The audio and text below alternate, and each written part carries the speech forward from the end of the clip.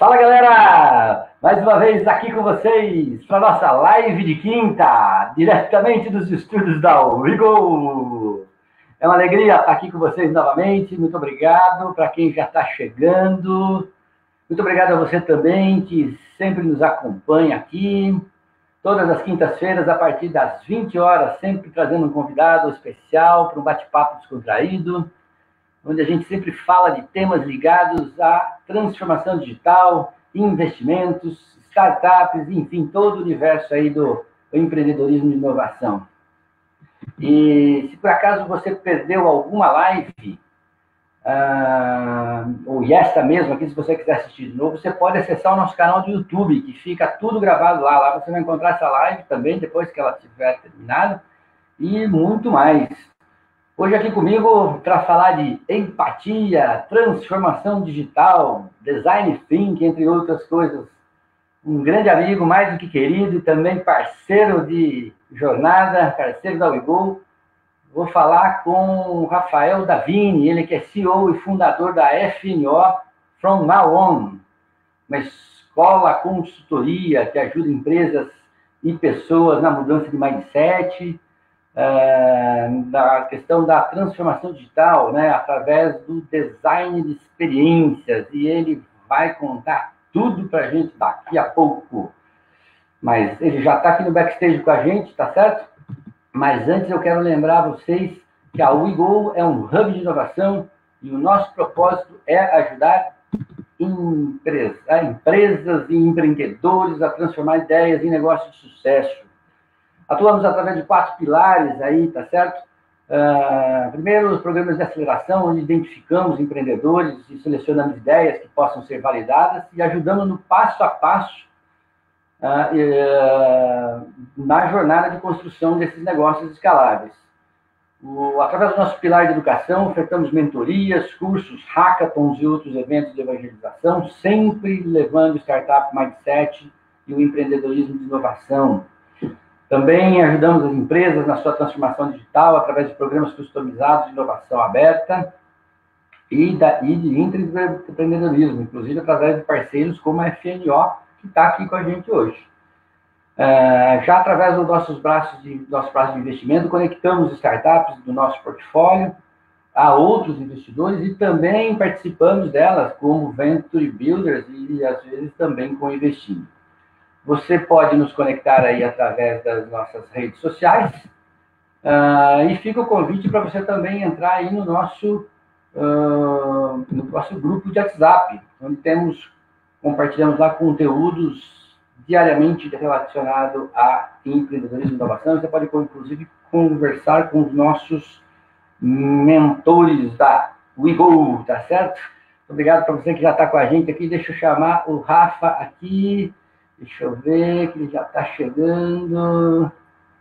Fala, bro! Fala, Rafa, como é que você está, meu querido? Tudo bom? Bom ter você aqui.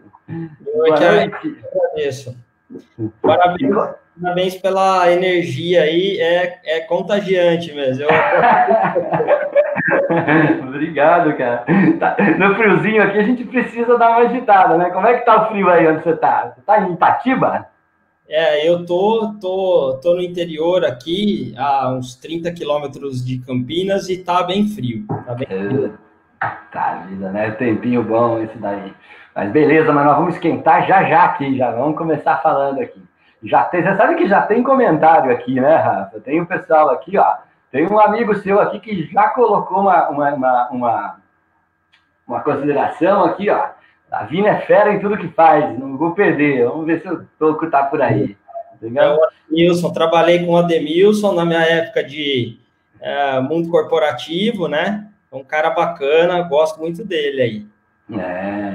A Amanda Paz também fez contato comigo hoje quando soube, não sei se ela está aqui com a gente ainda, mas ela falou que fez também, acho que o MBA com você, alguma coisa assim, falou muito bem aí de você. Legal. Quem não fala bem de você, né, Rafa? Esse que é um negócio. Eu agradeço. Vamos lá. Hoje nós vamos conversar bastante aí, quero que você conte um pouquinho para a galera, né, como é que é a FNO, como é que são os programas e tal. Mas antes, para a gente colocar contexto aí no nosso bate-papo, daqui a pouco você vai falar aí bastante sobre a FNO. Mas só para colocar um pouco de contexto aí no que a gente vai estar falando, eu queria falar um pouquinho sobre um termo que está bastante em voga, não é tão em voga, assim, já bastante gente já fala, mas sempre quando a gente fala disso daí, o pessoal pergunta o que é. Tá. Então, para dar contexto, para a gente começar a falar de design thinking, de todo o processo de transformação, acho que a gente não pode deixar de falar do VUCA, né? O VUCA que é um acrônimo aí das palavras de volatilidade, incertezas, complexidade e ambiguidade, acaba de alguma forma permeando aí o ambiente empresarial, e é isso que norteia um pouco de tudo que vem arrastando um pouco da transformação digital. Então, só queria colocar um pouco de pimenta nessa coisa aí, para a gente começar a falar isso também. Você quer falar um pouquinho sobre isso? Opa! Então, é o mundo VUCA, né? Volátil, incerto, complexo e ambíguo. Essa sigla, na verdade, como algumas outras que a gente usa bastante no mundo corporativo, elas não foram originalmente pronunciadas pela primeira vez dentro do mundo corporativo, né? Em geral, elas têm uma relação grande com o universo bélico aí, né? É engraçado isso. Estratégia, né? Sempre, né? Exatamente. Mas esse discurso já vinha sendo pronunciado há algum tempo, há um bom tempo, há alguns anos, né? Mas a gente está sentindo na pele isso hoje, essa questão da incerteza, da complexidade dos cenários, do quão voláteis eles são, e também a questão da ambiguidade, né? Que a gente não sabe, tudo tem mais de dois lados, inclusive, parece, né? Não, a gente não pode nem dizer só que são dois lados, tudo tem dois lados, às vezes muitos cenários acabam tendo mais do que dois lados, e é o que a gente está vivendo hoje aí, forçado por essa transformação biológica que caiu no nosso colo aí, né? E essa ambiguidade que você fala, muitas vezes, é duas respostas para uma mesma questão, né? Exatamente. Conviver com isso, você é um cara jovem pra caramba ainda, mas eu com meus cabelos brancos já apanhei bastante dessa história lá atrás. Hoje eu estou mais acomodado, mais acostumado um pouco com isso. Mas isso apareceu para a gente com muita força. Verdade. As organizações, elas não estão preparadas, né? Em sua maioria não estão. Eu percebo que até a FNO presta serviço de consultoria para algumas organizações na área de tecnologia. A gente percebe que até essas organizações, por mais que elas usem as tecnologias para poder construir os seus produtos digitais, né? Elas também não têm toda essa pegada que a gente tanto fala de discurso sobre a transformação digital e etc, né? E agora a gente está sendo forçado aí a atuar dentro desse universo digital, mudar jornadas que antes eram totalmente presenciais para jornadas híbridas ou até mesmo jornadas completamente digitais, né?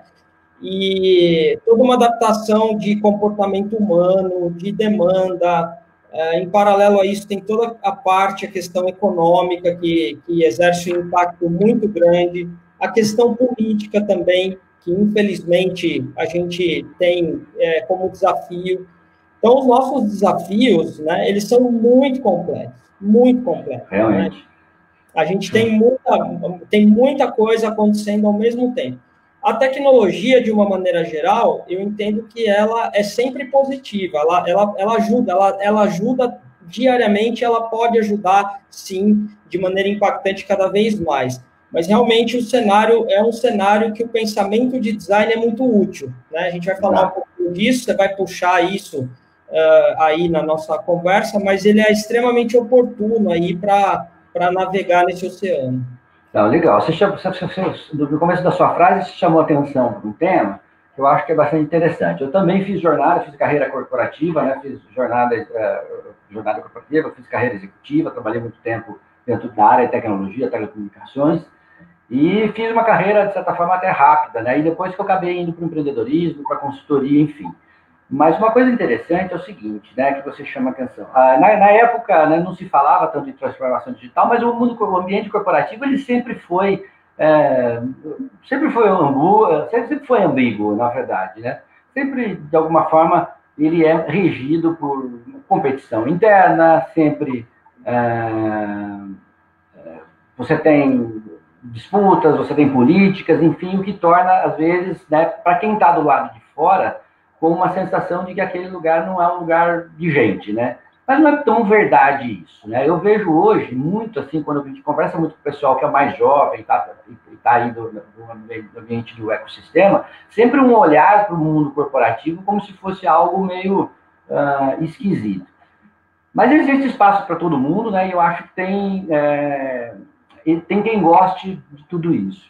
O que eu queria chamar a atenção que é o seguinte, você pega empresas, por exemplo, né, muito bem geridas, né, muito bem organizadas, no caso da Promon, onde eu trabalhei muitos anos, uma própria de Ambev e tal, elas têm culturas que são próprias delas, né, elas são culturas que são ali, e eles não estão ali para agradar quem está do lado de fora, está para agradar o investidor que está ali dentro. Então, isso muitas vezes também faz com que, na alta performance, na boa gestão, as empresas elas estejam vivendo dos seus cash calls, né? Estão vivendo das suas vacas leiteiras. E isso também é uma forma de não olhar para a necessidade da mudança, num primeiro momento. Então, está todo mundo do lado de fora dizendo, você precisa mudar, você precisa fazer transformação digital, não sei o que, tá. Mas peraí, se o meu business está estruturado, por que é que eu tenho que fazer essa mudança? E é nesse sentido que eu queria que você comentasse um pouquinho, porque eu acho que existem empresas que já têm a consciência da mudança e que precisam fazer, né? Outras que estão nessa... tenho a consciência, mas eu não vou conseguir, não vou fazer agora, e tem aquelas que não estão nem percebendo ainda. Você consegue mapear isso aí? Você vê isso também ou não? Eu consigo, e eu acho que isso veio à tona sem máscaras e de maneira muito impactante nesse momento. Porque foi nesse momento, né, que, por exemplo, organizações que não atuam em nenhum momento da sua jornada com o braço digital, elas estão se vendo totalmente frágeis, né? Porque, afinal de contas, o físico hoje tem uma restrição. O físico tem uma restrição de venda de produtos, de prestação de serviço, de uma série de outros pontos, né? Então, as organizações extremamente analógicas, que não têm dentro das suas jornadas, em nenhum momento, a presença do digital, todas estão, afinal de contas, existe um problema político e econômico que envolve ali a biologia da coisa toda, né? Sim. Mas essas estão mais, porque a incerteza de como vai ser esse novo normal deixa essas empresas em uma situação menos favorecida, justamente pelo fato de que há grandes indícios de que o novo normal tenha quase que os dois pés dentro de uma predominância digital.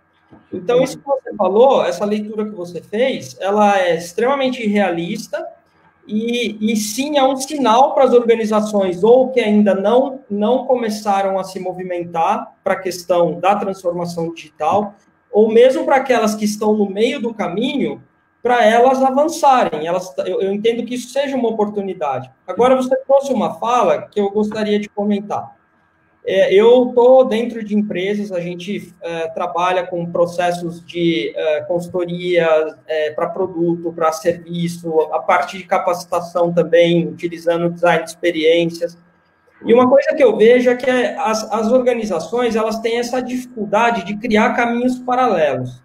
A inovação, dificilmente ela vai acontecer no caminho primário da organização, porque o caminho primário da organização ele está focado no resultado, na operação, e uma parte pequena dele na estratégia.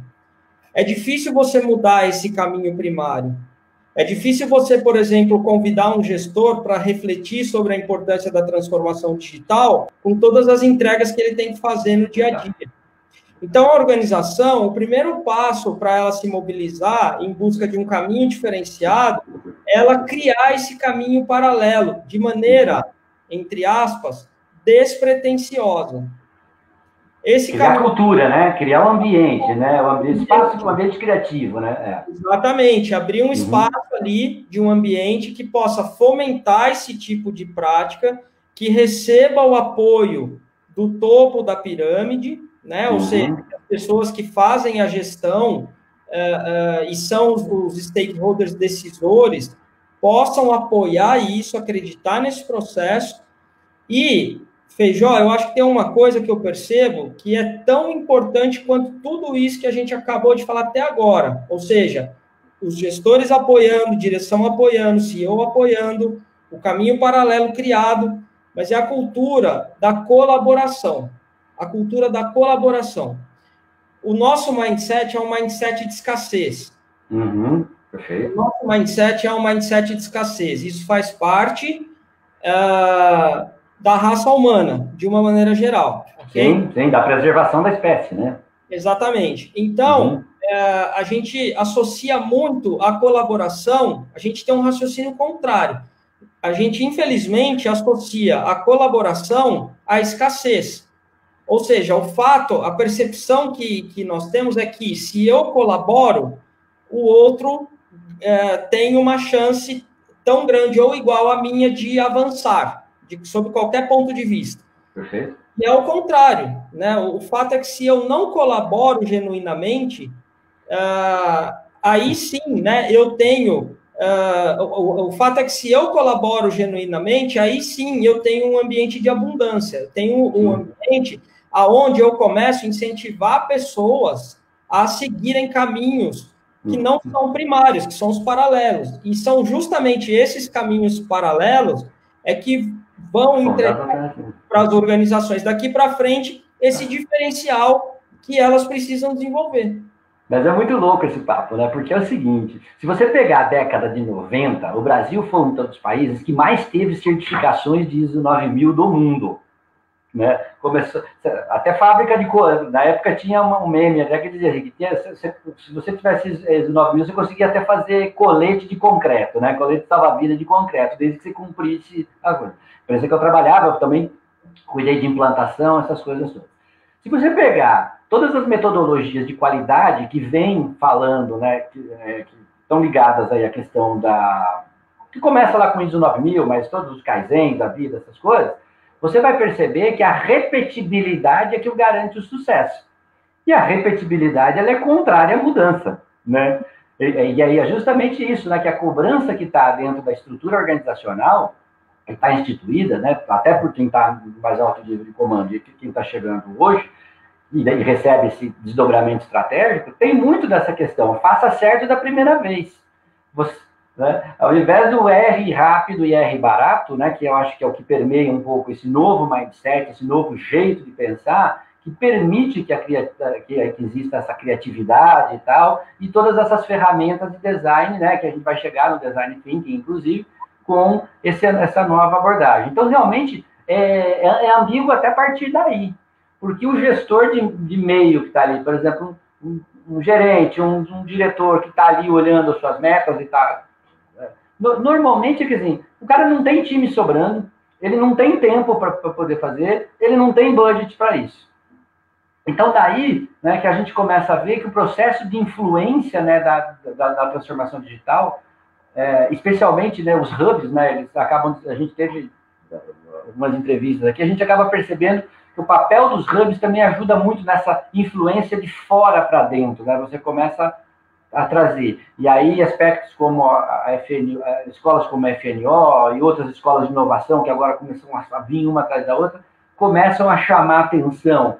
E só para poder fechar meu raciocínio aqui, as empresas, de alguma maneira, elas começam a ter a consciência, especialmente num momento como esse, né, que são forçados a se reinventar, mas eu costumo sempre lembrar, gosto de uma frase que fala assim, você precisa cavar o poço antes de sentir sede, né? Exatamente. Que é o que você está falando. Eu tenho que colocar de forma despretensiosa a iniciativa da inovação e da transformação digital aqui dentro, porque na hora que eu precisar, a cultura já está apoiada, não é isso?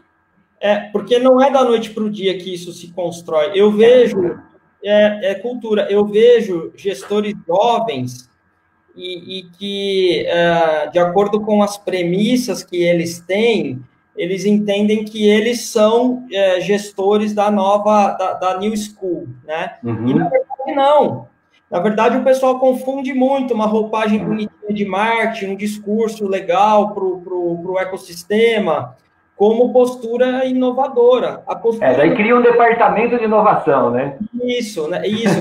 Na teoria, funciona muito bem, mas na prática, a teoria é outra. Esse é o ponto. Né? Exatamente. Eu vejo caminhos paralelos das organizações de inovação, já vi acontecer isso, inclusive serem sabotados pela própria organização, né? Porque a gente tem, aí entra todo um lance de pensamento envolvido nisso, né? Isso acontece muitas vezes de maneira inconsciente. Os gestores não se dão conta de que isso está havendo, ou seja, de que eles têm eventualmente a oportunidade de criar um caminho paralelo para fomentar a inovação dentro da sua organização e que eles mesmos acabam sabotando esses caminhos em determinados momentos, né? E isso tem a ver com esse ponto que você está trazendo, ou seja, apertou, agora vai ter que o negócio emergir. Não vai emergir, porque não isso vai. é discussão. Você trouxe muitos pontos aí importantes. A questão da possibilidade e necessidade de errar rápido, errar com menos investimento, né? Para você entender que, muitas vezes, de 10 tiros que você vai dar, você vai acertar a metade, 5, e a outra metade você não vai mesmo. E isso faz parte do processo, né? Então, acho que toda essa forma de pensar e de agir, conectado ao momento que a gente está vivendo, é que vão perpetuar, ou pelo menos perpetuar nesse momento as empresas que vão seguir. É verdade. E muitas não vão seguir.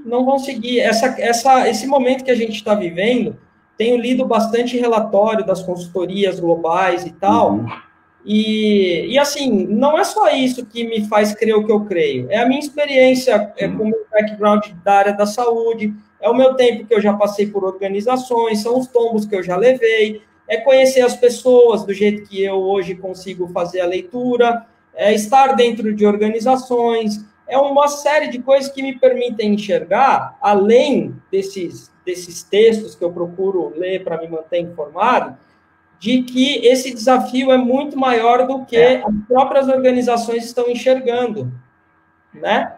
Então, isso é interessante, assim, E a hora que vem uma torcida dessa aqui de mercado, do jeito que a gente está vivendo, é o que você pega quem é que está preparado para fazer rapidamente o seu reposicionamento, né?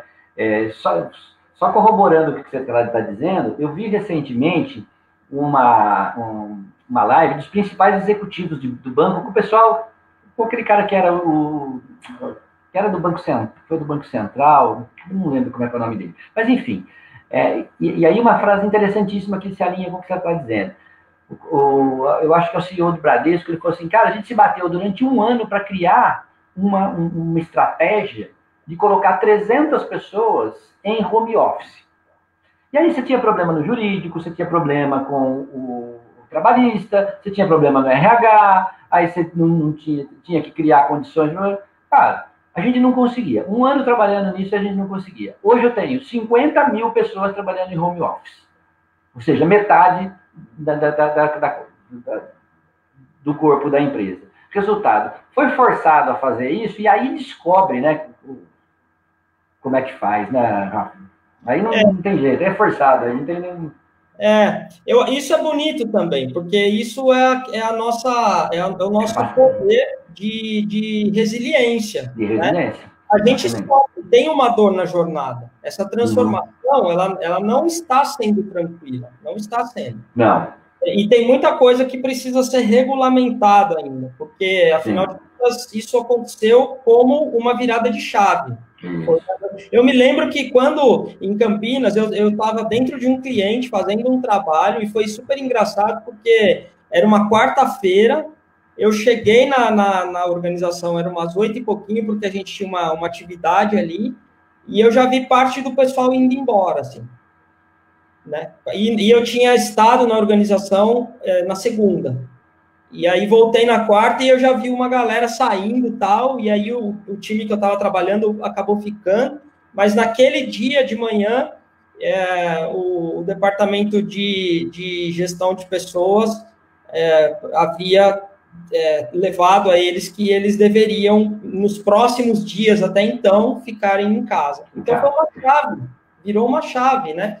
E aí a gente tendo que se adaptar a tudo isso. Então tem dor nessa jornada, mas a gente consegue. É que nem Exatamente. você, poxa, nós ficamos um ano tentando e tal.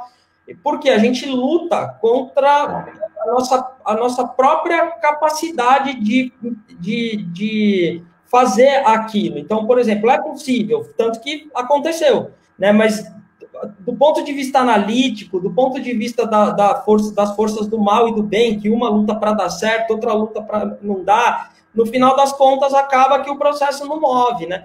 E é por isso até que eu acho interessante esse lance, né? Porque esse termo transformação digital, ele já vem sendo utilizado há algum tempo, né?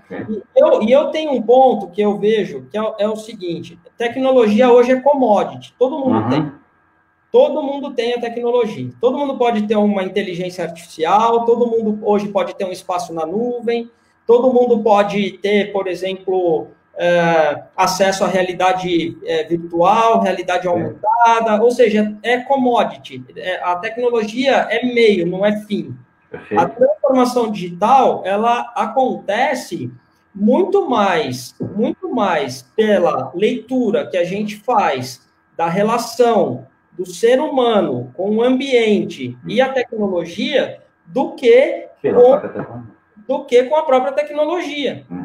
Né? Então, é muito bacana isso, a gente ver como tudo acontece. Né? Que é um pouco do que a gente vai falar do design de experiências, né?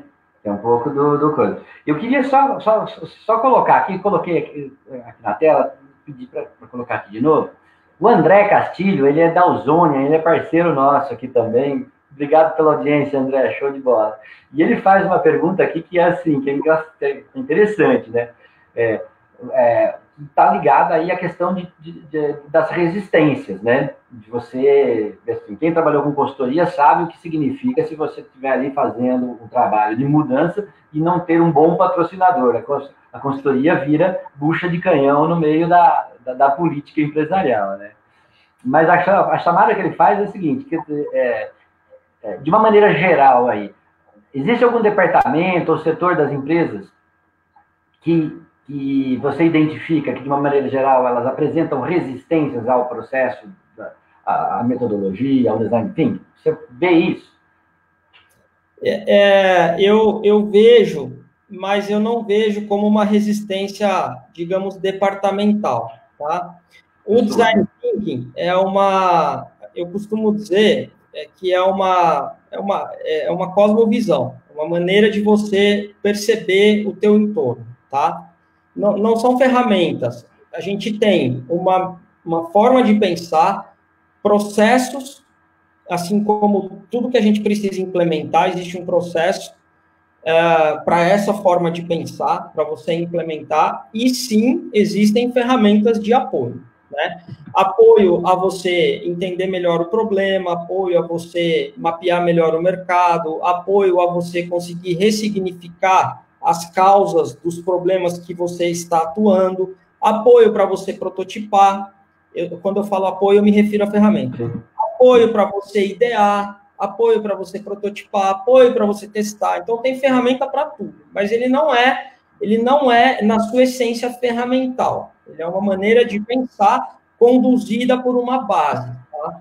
Então, a resistência, que eu percebo bastante, na verdade, das pessoas conseguirem entrar no flow do pensamento de design. Essa é a resistência. Por quê? Porque as pessoas, quase que sempre, quando a pessoa está iniciando no caminho do pensamento de design, as pessoas elas entram com uma cabeça analítica. Perfeito. o que é muito comum, muito normal, aceitável e compreensível. Porque a nossa cabeça, ela é analítica. O nosso cérebro, ele funciona de maneira predominantemente analítica. Ele precisa de segurança para trabalhar, para tomar decisão. Ele precisa conseguir agrupar uma série de informações que tem que dar subsídio para as decisões. E isso ele faz, nós fazemos de maneira analítica. Então, a resistência das pessoas, na verdade, ou essa resistência que me chama a atenção, não é no formato de departamento, é no formato das pessoas. As pessoas têm ainda dificuldade de entrar no flow da maneira de pensar e aí conseguir sugar dele todos os benefícios, todos os pontos positivos, oportunidades que ele traz realmente para o ambiente corporativo, tá? Então, ele é mais intuitivo e as pessoas têm uma outra coisa bacana que eu quero comentar com a intuitividade. Eu disse, ele é mais intuitivo e as pessoas têm a sensação de estarem vulneráveis quando elas navegam dentro desse tipo de pensamento. E aí elas recuam. Por que elas se sentem vulneráveis? Porque elas têm uma cobrança do chefe, o chefe, obviamente, quer enxergar, na maioria das vezes, números ali naquele momento, seja do que for, pode ser número que venha do financeiro, da logística, do ROI, do marketing, da quantidade se for uma indústria, por exemplo, de peças XYZ produzidas, né? E o Design Thinking não ajuda, ele não vai ajudar nesse tipo de dor ali da noite para o dia. Ele vai construir ali uma estrada, não é demorado esse processo, dependendo da energia que você imprime dentro da organização, ele flui com uma velocidade legal, ok? Mas não é algo que você faz, não é uma chave que você vira. Hoje é pré-design thinking, pós-design thinking, está aqui o resultado. Apliquei o design thinking, disso saiu disso da noite para o dia. Não funciona assim. E quando você entende o processo, isso fica claro. O porquê que não funciona assim. Sim.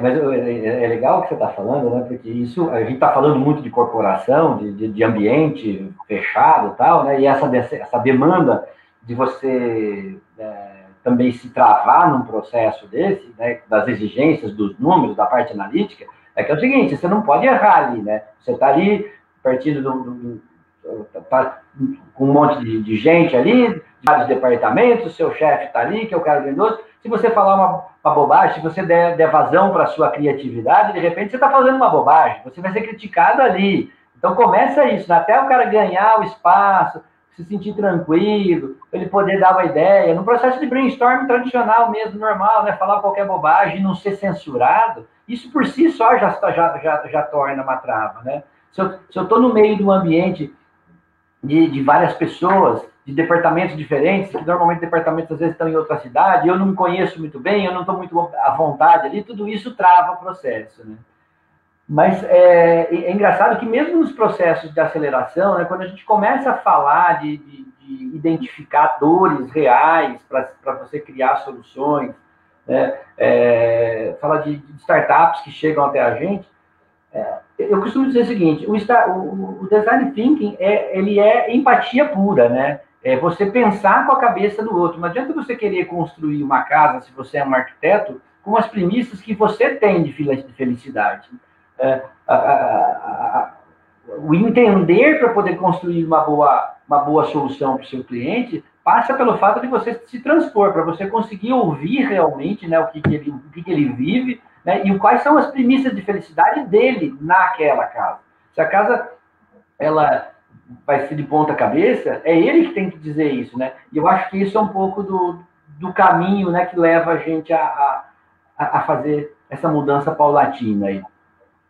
É isso mesmo. O Design Thinking, ele tem a sua base, ela está apoiada em três principais pilares de acordo com qualquer escola de Design Thinking conceituada ao redor do mundo.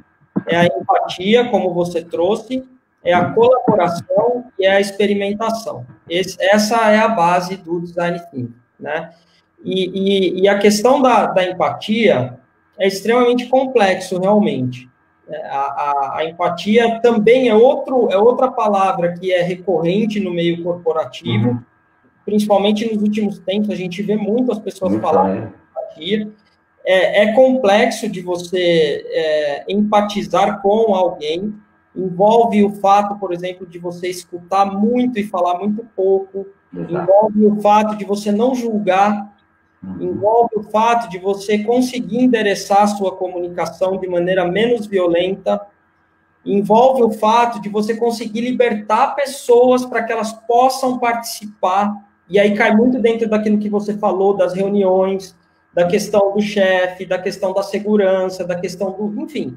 Então, é um cenário muito complexo de você navegar. E é por isso que as pessoas, quando vão, ou entram, ou querem conhecer e entrar no processo, elas têm uma dificuldade grande do flow, de entrar no flow. Por quê? Porque, analiticamente, a gente não consegue fazer nada disso. Né? A gente não pensa, por exemplo, hoje eu vou empatizar com Feijó. Né? Então, não é assim que funciona. Isso não é racional, isso não é feito pelo nosso antigo córtex, como muitas coisas, muitos pensamentos e que a gente formula no cérebro né? Isso é uma nova área do córtex que consegue tratar dessa questão toda, da própria colaboração, da empatia, e assim sucessivamente, né? Se você quiser trazer aquela imagem, aí a gente só passa, perfeito. Só para o pessoal entender do que a gente está falando, eu marco aqui no nosso cronômetrozinho, eu cubro ela em 4 minutos, tá? Tudo parte de um problema. Tudo parte de um problema, né? Você precisa ter um problema para que você possa, então, endereçar uma solução por meio do pensamento de design. Se vocês olharem a figura, ela se assemelha a um duplo diamante, né? Ou seja, eu tenho o primeiro diamante, que é a fase na qual a gente trabalha muito no problema, ou seja, apresenta o problema e ressignifica o problema, porque isso é interessante. Normalmente, as causas dos problemas que a gente enfrenta, elas não estão alinhadas com as premissas que a gente tem em relação a elas. Quase que em 100% dos casos, as soluções que a gente endereça para problemas, elas são incorretas porque a gente está endereçando a solução para um problema cuja causa é a nossa premissa. É aquele lance do, eu já tenho experiência com isso, eu sei que funciona assim. Eu acho que isso é por conta disso. Enfim, você traz as suas premissas e quer entregar as soluções para os problemas ou para o problema de acordo com ela. Ou seja, eu já venho com o produto pronto na cabeça e depois eu tento achar um problema para ele, né? Exatamente. Para poder vender, né? Exatamente. E aí, nesse primeiro diamante, então, o que a gente faz basicamente? A gente aponta o problema, a gente atribui a chance ao grupo de trabalho de pensar no problema por meio das premissas individuais de cada um, e é isso que a gente está chamando de descoberta e divergência. As pessoas podem, cada uma, entender ou pensar o que tem relação com as causas daquele problema. Ainda dentro desse diamante, a gente tem a atribuição de ir para campo e emergir profundamente no ecossistema no qual aquele problema está acontecendo. Então, um exemplo básico. Bom, eu tenho hoje um problema de transporte público na cidade de São Paulo. Então, eu vou, como um designer de experiência, eu vou a campo e eu vou utilizar o transporte público na cidade de São Paulo. E ali eu vou observar pessoas, eu vou conversar com pessoas, eu vou registrar momento que as pessoas estão vivendo ali. Enfim, eu, obviamente, vou fazer parte daquele contexto. Para quê? Para eu confrontar o que eu vi, escutei e senti com as premissas que eu tinha ali no início do entendimento do problema. A partir disso, que é o ponto de vista, eu vou ressignificar o problema, porque toda essa jornada vai me trazer o quê? Insights. Insight não é ideia. Insights não é ideia. Insights são saltos ou cliques que a gente tem no pensamento que vêm do nosso subconsciente, são baseados em informações e fatos recorrentes que nós presenciamos. E daí vem o insight. A partir do insight, eu vou ressignificar o problema. Ressignificando o problema, e aí que é o lance que você trouxe, Feijão. Você falou muito bem isso. A questão do erro é essa. O que acontece? Quando eu ressignifico o problema, como eu tenho um trabalho em campo muito rico, eu vivi muita coisa. Então, pode ser que o caminho A, eu vou avançar e ele ainda não vai ser o correto. Eu volto, eu itero. Aí, o B, ele funciona melhor. Aí, o C funciona super bem. O D já não funcionou tão legal. E aí, eu vou criando muitas oportunidades de entender aquilo que eu tô fazendo, o problema que eu estou resolvendo. Uma vez que eu tenho, então, esse ponto de vista, eu vou idear. Eu convido um grupo de pessoas que estão ali trabalhando naquele desafio e vou idear. E aí, a ideação, de novo, é divergência, porque cada pessoa vai aportar suas ideias em relação àquele problema que foi ressignificado. Uma vez que a gente ideou, tem todo um processo de priorização de ideias, que a gente utiliza a questão de viabilidade técnica, viabilidade financeira, viabilidade de demanda, para poder elencar, ranquear quais são as ideias que a gente vai priorizar em primeiro, em segundo, em terceiro, porque o processo é muito rico, então gera dezenas de ideias, tá? Ideou, selecionou, priorizou, vai prototipar. Prototipou, testou, deu certo, vai avançar. Precisa interar e refazer algo, refaz. Deu errado, vai pivotar. E vai voltar no processo aqui, aonde for necessário.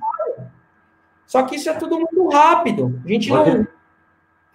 Você precisa dar espaço para esse infla e concentra, né? Esse infla e concentra. Diverge, todo mundo tem direito de divergir. Todo mundo agora organiza, converge, escolhe uma. Pô, vamos desenvolver, agora definimos o que é esse problema, convergimos sobre o problema. Então agora quantas soluções podem existir para isso? Tem um monte, né? Vamos concentrar em uma, tá? E esse ciclo é muito rico. Quer dizer, o duplo diamante é uma puta, uma metodologia realmente muito legal, né, cara? Exatamente. E ao final, a gente tem, então, a entrega da solução. Que, veja bem, ninguém está dizendo que, num primeiro momento, ela é a ideal da ideal. Sim, sim. O protótipo é uma primeira impressão, não é nem um MVP. É um produto mínimo viável, é uma primeira impressão. O protótipo é algo que a gente vai olhar e vai dizer assim, poxa, interessante, vamos ver, vamos avançar, vamos ver, testar, vamos ver como é o comportamento disso na real. Né? É você tornar a solução tangível ali, seja ela qual for, para qualquer área da organização for também. Eu escuto muito isso, pessoal, por não conhecer. Mas eu posso usar o Design Thinking na área de produção? Pode. Posso usar na área financeira? Pode. Posso usar na logística? Pode. Posso usar em marketing? Pode. Vendas? Pode também. Recursos humanos? Pode usar. Né? Então, é muito interessante isso, porque realmente essa maneira de atuar, ela é muito rica, né? Muito rica. E eu acho bacana trazer, a gente faz muito workshops de ideação nas organizações, né? E as organizações, elas têm nos contratado justamente para ir até outras organizações.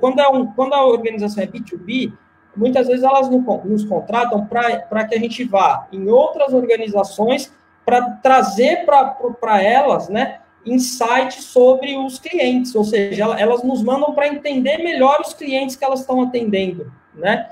E aí, muitas dessas sessões que a gente roda são sessões de ideação. São sessões de ideação. E Feijão é muito rico, porque uma sessão de ideação, por exemplo, de 8, 9 horas aí ao longo de um dia, ela pode te trazer quase que uma centena ou mais de ideias. Uma centena ou mais de ideias. Como você vai usar, quais você vai usar. E assim, é aquele lance também, né? Tem ideia de todo tipo. A gente brinca muito com a ideia do e se. E se eu não tivesse dinheiro nenhum para fazer, como eu faria? E se eu tivesse todo o dinheiro do mundo, como é que ia rolar? Poxa, e se eu tivesse que entregar essa ideia para um cenário de disrupção que vai acontecer em 2040? E se essa ideia tivesse passado lá no início do século? Uhum. Então, isso, cara, é muito bacana, porque você vai conectando tudo, e isso traz um resultado final que é muito rico, sabe? É isso que está amarrado dentro aí do conceito do pensamento elástico. Queria trazer esse termo aí para você explorar um pouquinho. O pensamento elástico é uma metodologia que a gente desenvolveu, porque quando a gente começou a capacitar e atuar dentro das organizações com o design thinking, eu me frustrava. E eu me frustrava porque eu percebia que as pessoas justamente tinham essa dificuldade de entrar no flow do design thinking. Uhum. E aí, quando chegava, principalmente na parte de insights, de ideação, eu sempre criava uma expectativa que não me atendia. Eu achava que eu percebia que ficava aquém daquilo que eu estava esperando. E aí eu comecei a perceber que o lance não tinha relação com a capacidade das pessoas. Ao contrário, as pessoas têm uma capacidade muito grande, todas. Você vê isso nos hackathons, você vê isso no Startup Weekend acontecer em 54 horas ali, você tem 10, 12, 15 ideias validadas, né? Exatamente, entendeu? Então, mostra claramente isso, muito legal. Claramente. Porém, as pessoas, elas entravam, eu percebia que elas entravam com aquele mindset analítico, da análise, e isso sabotava todo o processo. E aí a gente começou a estudar algumas coisas em paralelo e a gente desenvolveu uma atividade prévia que a gente gosta de fazer para estimular esse pensamento flexível, né? Ou seja, tirar as pessoas do pensamento analítico. É como se a gente fosse falar uma linguagem bem assim acessível a todos. É como se a gente tivesse uma maciada no pensamento, você entendeu? Preparasse ele para entrar no design thinking. E aí a gente viu como é diferente isso, como as pessoas, quando são submetidas a uma vivência como essa, como elas entram, porque elas já entram com maior confiança criativa, porque elas já entram entendendo o que a gente espera de um protótipo, porque elas já entram se permitindo pensar de uma maneira diferente em relação a determinado assunto, porque elas já entram, por exemplo, sabendo que elas vão precisar escutar mais do que falar, porque elas já entram sabendo que elas vão precisar abrir mão das suas premissas e muitas vezes da sua ideia em relação ao outro. Então, é muito bacana. E assim, eu percebo, né, eu vejo que as organizações mais tradicionais, aquelas que seguirem vivas aí nesse momento duro que a gente está vivendo, elas têm uma super oportunidade de mudança nesse momento. Né? Elas precisam encontrar as pessoas certas para imprimir essas mudanças, para apoiar com que essas mudanças aconteçam. Elas precisam, de fato, estarem abertas a essas mudanças e elas precisam acreditar nesse processo, tá? E esse módulo, né, o design do pensamento elástico, normalmente você otimiza o processo de transformação, que você aplica ele como um dos primeiros módulos, né, justamente para poder desarmar as pessoas, né, para que eles possam poder entrar depois no design de serviço, no design de negócios, esse tipo de coisa, né? É mais ou menos essa estrutura, né, através da qual a FNO aplica, né? Isso, na verdade, o que acontece? A gente chama tudo isso de design de experiências, porque a gente entende justamente isso, a gente quer desenhar experiências. E a gente teve muito cuidado por conta desse nome, porque quando a experiência é uma palavra descompromissada, né? Perfeito. Quando você fala assim, eu quero experimentar. O experimentar, ele tem dois lados, né? Eu quero experimentar. Por exemplo, eu vejo uma comida diferente. Eu falo assim, eu vou experimentar. Eu não sei se eu vou gostar ou não, mas eu vou experimentar. Né? E você pode... É binário, né? Você pode incluir ou excluir. Eu gostei, eu como, não gostei, nunca mais chego perto. E o outro experimentar é a questão de você conseguir usar o momento da experimentação para criar efetivamente através de tentativas bem conduzidas. Então, o design de experiências, ele não tem um descompromisso com o que vai dar certo ou não vai dar certo. Né? O compromisso dele é que a coisa, obviamente, funcione, dê certo, né? por meio do pensamento de design, mas experimentando, para tentar entender os melhores caminhos. Então, dentro disso tudo... Tem que entrar na piscina, né? Tem que entrar na água, né? Que senão não vai viver nunca, né? Exatamente. Então, dentro disso tudo, o que a gente trabalha? A gente trabalha a questão da sensibilização do mindset. Nós entramos efetivamente com o design thinking, porque a gente entende que ele sim é a base para você conseguir aplicar variações dentro daquilo que você precisa. E o que é que você precisa? O que os negócios precisam? Eles precisam de novos produtos, eles precisam de novos serviços da era REC, produtos digitais. Eles precisam aprender a facilitar times e não a liderar times. Eu tenho dito muito que o novo executivo ele vai ter uma característica muito mais de facilitação do que de liderança. Os squads, né? Exatamente. E eles precisam também do backcasting, né? O que é o backcasting? O backcasting é você criar o futuro, obviamente, a partir do presente, mas já tendo projetado ele lá na frente. Então, vamos supor que eu tenho um negócio na área de alimentos, né? Então, eu vou, junto com a minha equipe, projetar um momento de disrupção de um negócio relacionado a alimentos para 2035. E a partir de lá, né, a partir daquilo que eu entendo que vai ser o cenário disruptivo em 2035 para alimentos, eu vou construindo do presente esse caminho para chegar lá. Então, se você não enxerga qual é o futuro, você não consegue construir nada. E o futuro não é uma bola de cristal. Quando a gente fala em cocriar o futuro, né, em desenhar o futuro, em criar futuros exponenciais, a gente não tem que fechar o olho agora e começar a trabalhar aqui da minha mão para trás. Eu preciso olhar lá na frente com uma super lupa, eu preciso enxergar todo o ecossistema que o meu negócio pode ser um produto, pode ser um serviço, ele vai estar inserido. Eu tenho que ser capaz de desenhar, por isso o design de experiência, eu tenho que ser capaz de desenhar tudo isso projetado a daqui 10, 15, não importa quanto tempo, e aí trazer tudo isso para o momento e falar, então, para eu chegar aqui, eu preciso construir esse caminho, né?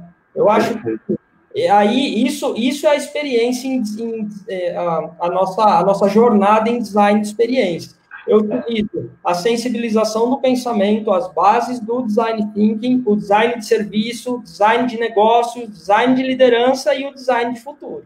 E eu experimento tudo isso num grande caldeirão aí com equipes de trabalho, né? Isso tudo, de alguma maneira, né? Quer dizer, essa construção de cenários aí, né? Que é o que ajuda a gente a ter um pouco dessa expectativa de desenho futuro, né? De imaginar essas coisas todas. É aquilo que está no espaço controlado, né? Porque fora isso, você tem as situações que são do ambiente incontrolável, que é o que acontece, que é o momento que a gente está vivendo. Eu acho que nunca na história a gente viveu uma coisa tão... que chame a atenção de uma humanidade inteira para olhar para o mesmo ponto, né? Você já teve guerras setoriais, você já teve essas coisas todas. E é dentro dessa lógica, assim, mesmo com tudo isso, por exemplo, né? Seria inimaginável, acho que para em qualquer cenário, né? Ou seja, talvez não inimaginável, mas muito pouco provável, né? Estatisticamente muito pouco provável administrar um risco de uma pandemia, por exemplo, que a gente está vivendo.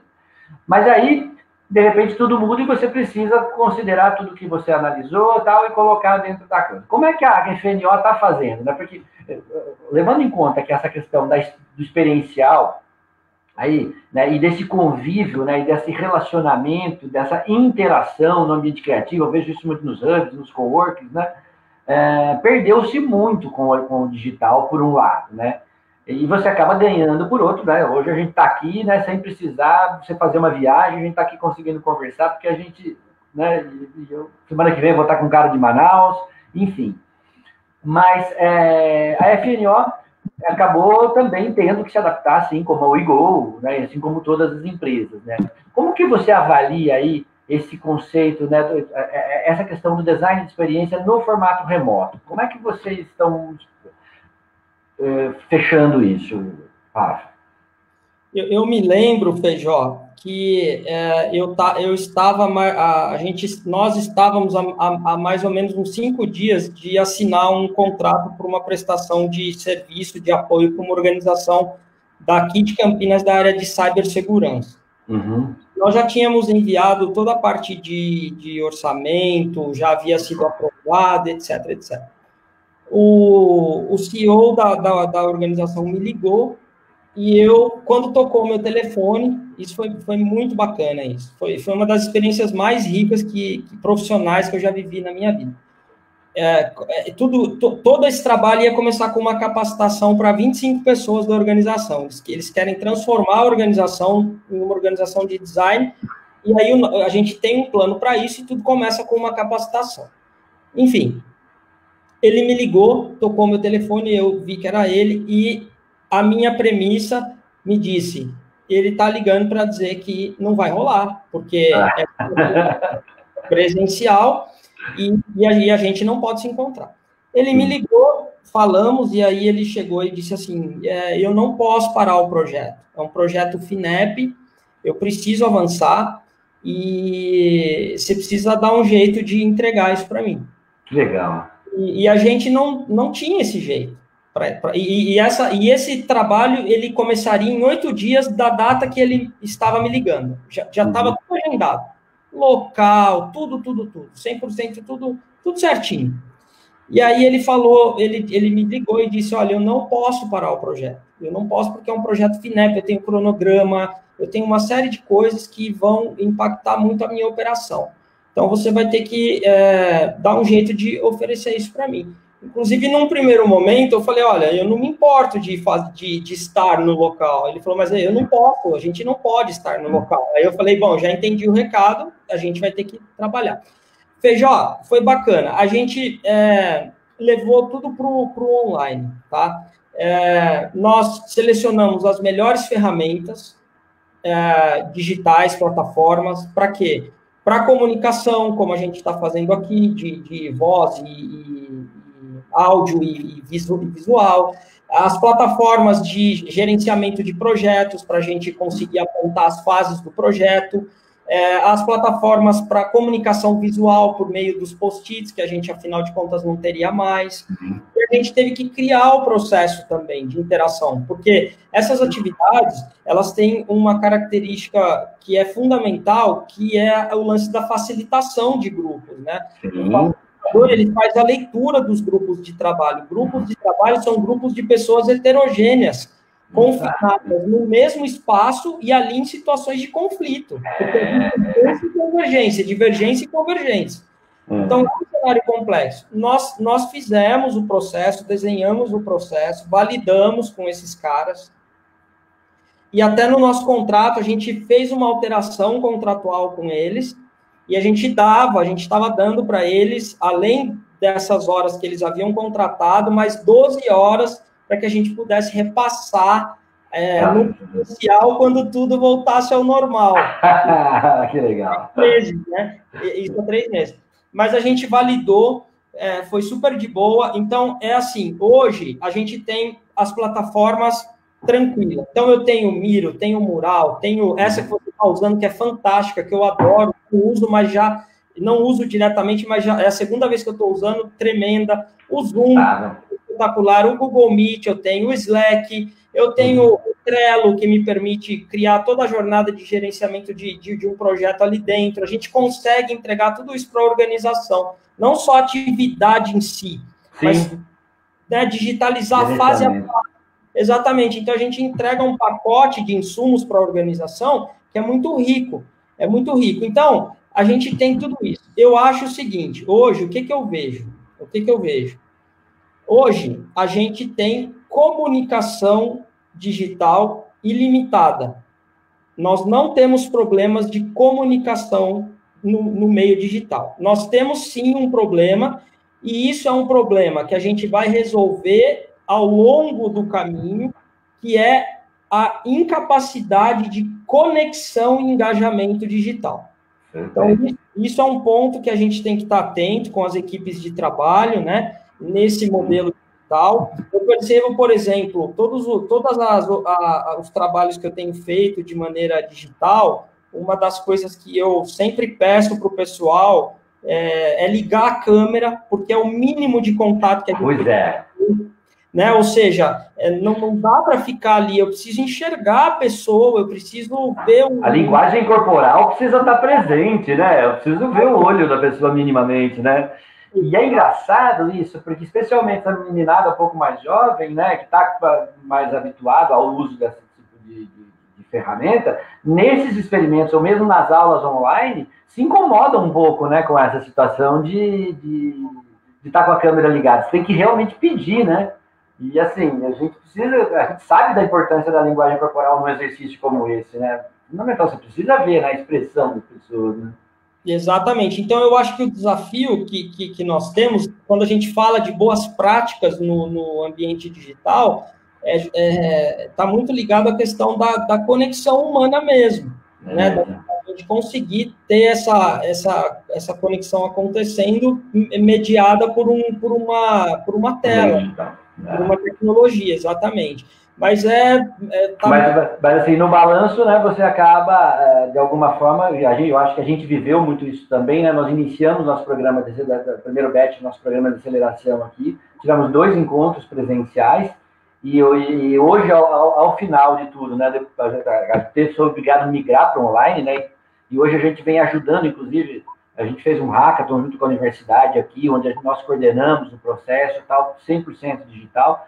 O que a gente aprendeu, eu acho que é um pouco disso também que você está contando aí, né, do teu lado. Talvez o híbrido seja um modelo futuro que vai se consolidar, né? Nem só um lado, uma coisa, nem só outra. Eu acho que não volta mais, de forma alguma, só para o presencial, até porque a efetividade, a agilidade que você ganha com essas ferramentas, essas coisas, é muito grande também, né? A experiência que a gente acabou tendo que estruturar, e não é só você pegar o conteúdo, que é o que você fez, né? Não é só pegar o conteúdo que físico, né, presencial, e colocar no modelo online. Você tem que fazer uma série de adaptações para que aquilo tenha uma vivência bacana, né? Para que aquilo tenha uma experiência bacana. E eu acho que assim, de alguma forma ficou bom. Eu acho que a gente acabou ganhando muito, em muitos aspectos, né? Talvez você não tenha ganho em todos, mas aí justamente o equilíbrio, né, o modelo híbrido é o que deve valer depois que tudo isso, de alguma forma, encontrar o seu novo normal, né? Eu acho que isso... O Feijó, eu vejo algo que me chama muita atenção, né? Eu acho, no meu ponto de vista, as organizações elas vão ter que reinventar o uso dos seus espaços físicos. Prédios. Eu vejo que as organizações elas entendem de maneira errada que o fato do sujeito chegar para trabalhar, seja às 8, 8h30, e sair às 5, às 5h30, aquilo está trazendo para ela uma segurança de que o valor que ela está pagando para a pessoa está sendo devolvido para ela. Quando, na verdade, isso é uma premissa totalmente equivocada. Então, o que eu vejo que essa pandemia ela trouxe para a gente? Olha, você imagina um cenário, né? Eu atendo algumas empresas e eu conheço os espaços físicos que eles têm. E algumas delas estão crescendo e o negócio está ficando ali no gargalo, enfim, eles estão precisando de espaço e tal, enfim. Cara, o espaço físico das organizações, eles deveriam servir única e exclusivamente para reuniões pontuais, facilitadas, criativas, e para que as pessoas pudessem ir até lá para aprender algo novo, que é o lifelong learning, que é o aprendizado ao longo da vida. Porque hoje, né, essa questão toda da velocidade da tecnologia, ela está trazendo para a gente, isso não é discurso, isso não Não, está mais do que provado, né? Exato, né? Está mais do que claro. A gente precisa ter e ser múltiplo, né? Eu preciso ter um conhecimento especializado em algo, mas eu preciso estar apto a desempenhar outras tarefas, portanto, eu preciso aprender e aprender. Eu preciso aprender a desaprender e a reaprender. Sim, né? Então, as organizações, elas deveriam começar a pensar em usar os seus espaços físicos, não para colocar o sujeito lá dentro para ter a garantia de que ele está fazendo uma entrega. Elas deviam o seu espaço físico para colocar o sujeito lá dentro, obviamente que tudo isso planejado e com um objetivo, né? Para a pessoa ali visitar para aprender. Porque o que acontece? A gente vê muito profissional ainda hoje com aquele lance de caramba, amanhã eu tenho trabalho, vou ter que ir para a empresa. O cara não suporta estar ali. Eu conheço vários. E eu era quando eu trabalhava em organização.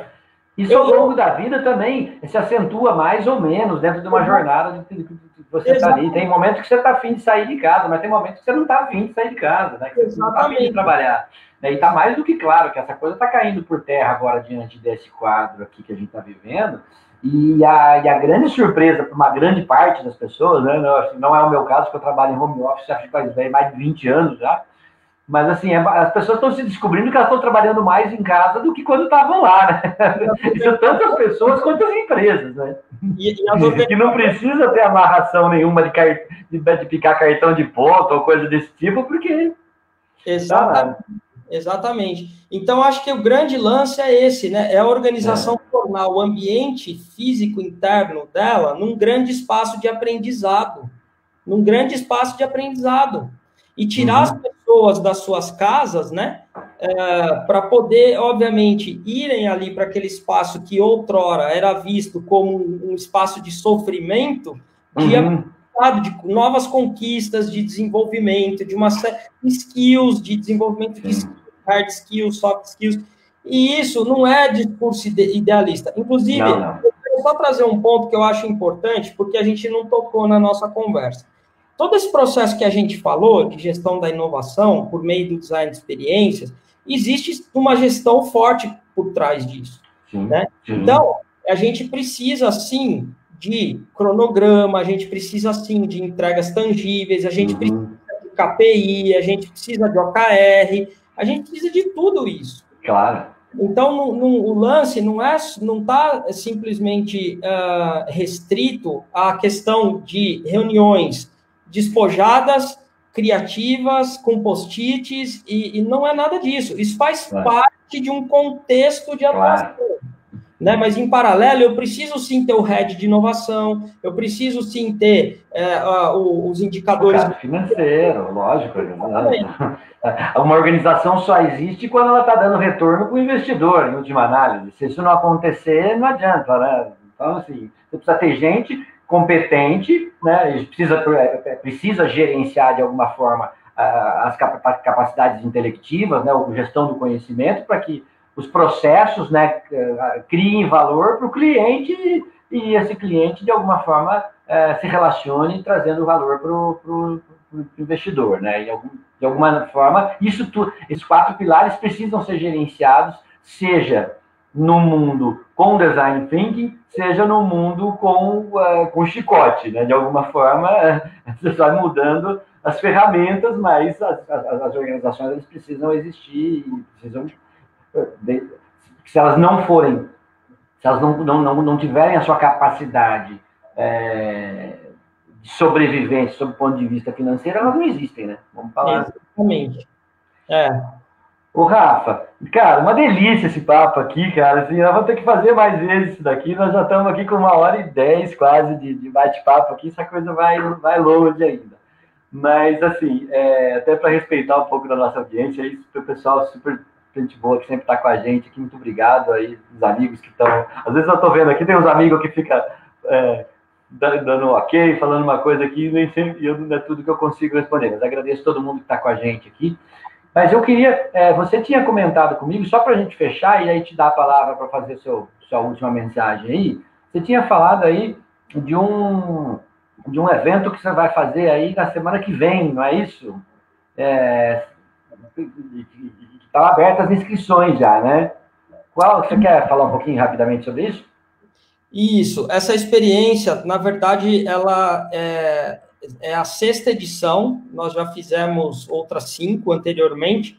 e é uma experiência de curta duração remota em design thinking com foco em inovação exponencial. Ela tem um tema que a gente vem mantendo o mesmo tema desde o início da pandemia aí, e esse tema é liderança. Então, o desafio ele é o seguinte, é um backcasting, é a construção da liderança do futuro a partir de fatos emergentes, né? Então, vai rolar dia 9 de junho, se eu não me engano, é das 7 às 9h30, algo assim, ou 10 das 19 às 22, acho que são 3 horinhas aí.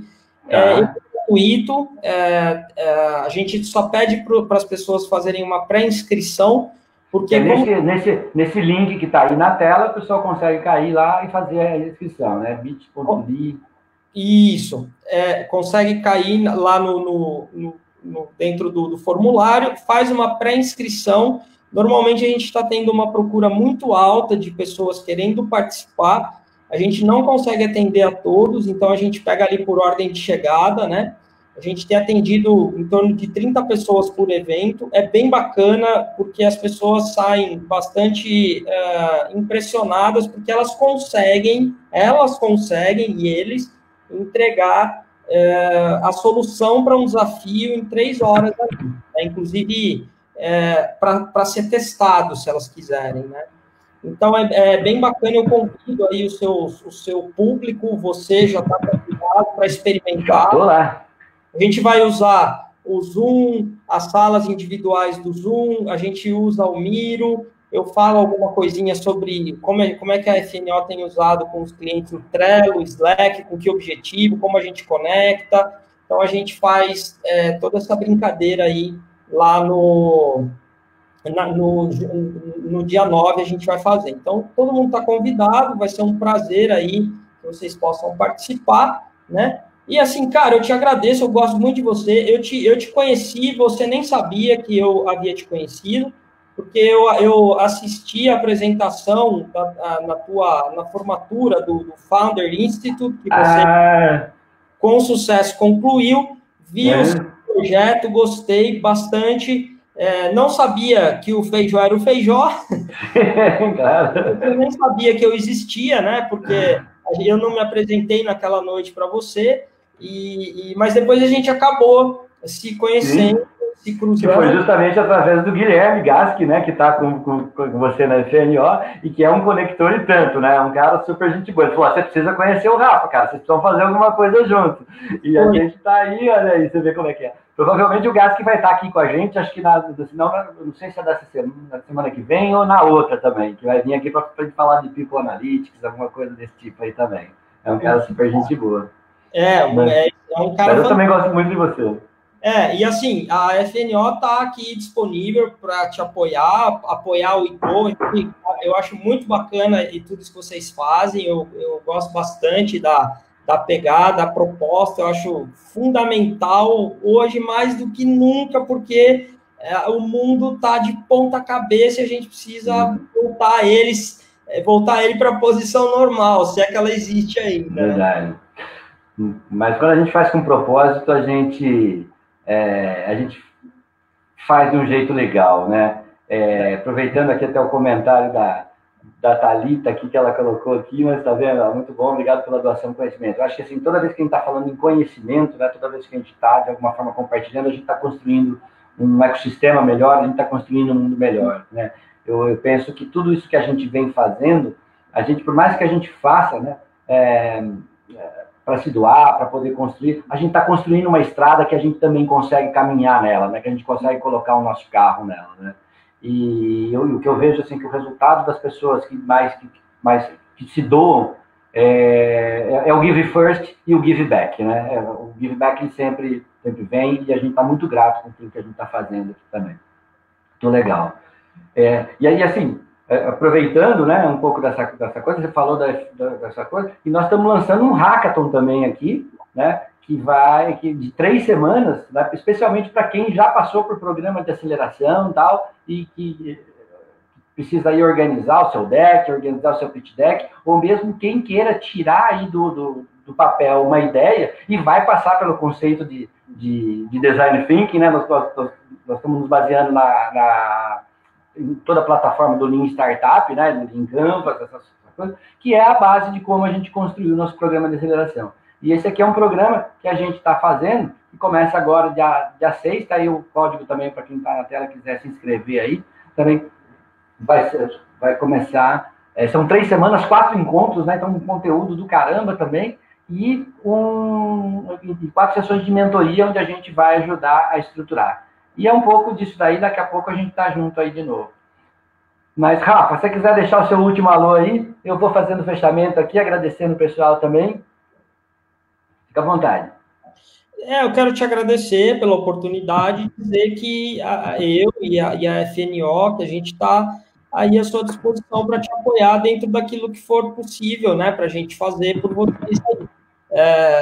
Reforço a importância que esse tipo de trabalho tem.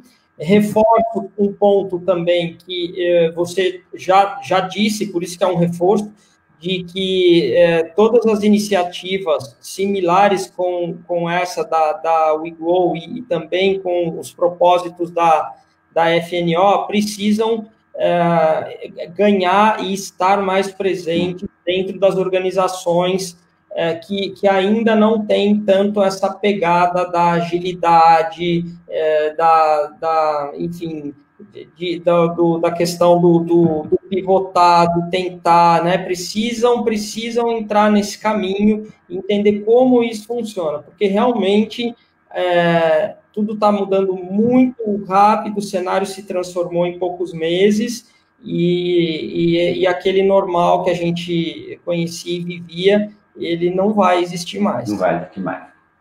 É isso aí.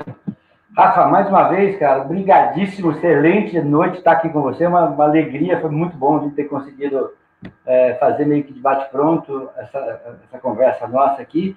Quero agradecer também o pessoal que esteve com a gente aqui, né? Nós vamos ficando por aqui agora, né? A gente volta na próxima quinta-feira com mais um bate-papo excelente como esse, né?